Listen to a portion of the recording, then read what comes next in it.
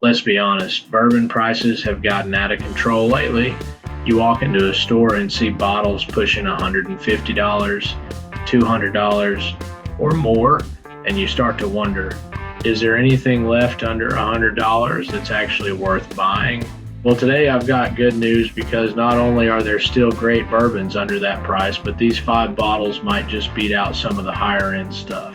Let's jump into my list of the top 5 bourbons under $100 that deliver incredible flavor, heritage, and bang for your buck. Before we dive in, if you love bourbon reviews, industry news, and deep dives just like this one, make sure to hit that like button, subscribe to the channel, and turn on notifications so you don't miss the next pour. I drop new videos every week right here on World of Whiskey. Now let's pour into number 5. Coming in at number 5, we've got Maker's Mark Cask Strength, the wheated bourbon that proves proof doesn't have to mean harshness. Maker's Mark has been around since the 1950s when Bill Samuels Sr. famously burned his family's original high rye recipe and started fresh with a smooth, wheated mash bill. The result was one of the most approachable bourbons on the market, but for years, fans wanted to taste it straight from the barrel. That wish came true in 2013 when Maker's Mark Cask Strength finally hit shelves. It's bottled anywhere from 108 to 114 proof depending on the batch and delivers that classic Maker's sweetness, vanilla, caramel, and baking spice, but with a much richer mouthfeel and a deeper oak character. Each batch has its own personality because Maker's uses a small batch blending process from a limited number of barrels, often around 19 or 20 per batch. At around $50 retail, this bottle punches way above its price range and competes with many barrel-proof releases costing nearly double, especially with ones that come from a certain Buffalo-themed distillery. We will probably never see a cask-strength wheated product from Buffalo Trace available on the shelf, but that's okay. We get to enjoy a findable distant cousin of Weller for a reasonable price. If you love a smooth wheated bourbon with backbone, this is the bottle that proves Maker's Mark isn't just a pretty red wax seal. It's serious whiskey. At number 4, we're heading to Bardstown, Kentucky, the bourbon capital of the world, with Noah's Mill from the Willett Distillery. Noah's Mill is part of the small batch boutique collection that Willett introduced back in the 1990s, long before the current craft boom. Originally, Noah's Mill was known as a 15-year-old bourbon at a scorching 114.3 proof. Over time, as older stock became harder to source, Willett reformulated it as a blend of high-proof barrels averaging around 8 to 10 years, still packing that classic Willett punch. What makes Noah's Mill stand out is its old-school profile: rich caramel, toasted nuts, dark chocolate, tobacco, and just the right amount of spice. It's a bourbon that feels like it came straight from a dusty rickhouse. It is also one of the only bourbons in existence to come in what looks like a wine bottle at first glance. I tried this bottle for the very first time at a buddy's house many years ago and literally thought it was wine.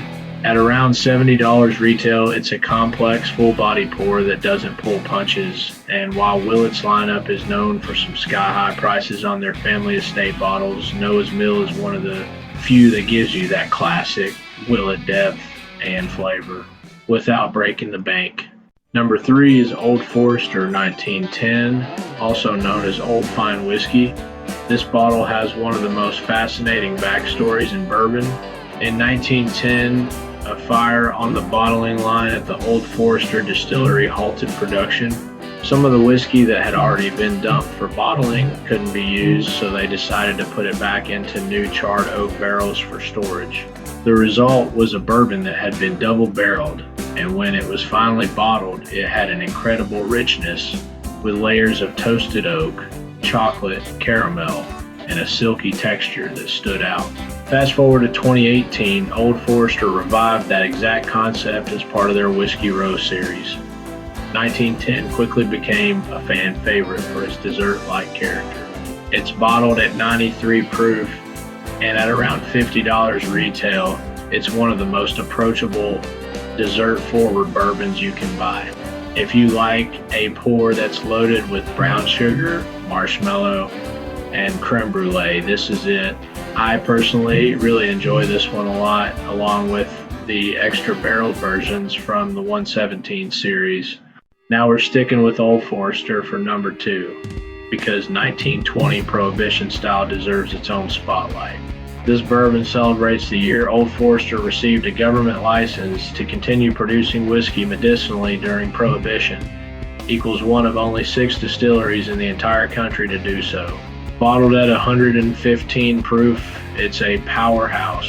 The 1920 offers deep dark fruit, cocoa, and heavy oak notes, almost reminiscent of a barrel strength bourbon, but at a fraction of the cost. This bottle shows just how versatile the Old Forester brand really is. Between 1910 and 1920, you've got 2 completely different flavor experiences, one soft and dessert-like, the other bold and spicy. At around $60 retail, 1920 is arguably one of the most flavorful bourbons under $100, period. It's one that competes with bottles twice its price, and for many people, it's the best in the Whiskey Row lineup. It's also a great substitute if you cannot find single-barrel Old Forester picks as well as President's Choice due to the quality being very volatile in my opinion. Finally, my number 1 pick for the best bourbon under $100, Russell's Reserve Single Barrel Store Picks. This is Wild Turkey bourbon at its absolute best. Created by master distiller Jimmy Russell and his son Eddie Russell, Russell's Reserve is a tribute to their combined decades in bourbon, and the store pick program lets you taste the most special barrels they've found. These barrels are usually aged between 8 and 10 years, bottled at 110 proof, and are non-chill filtered.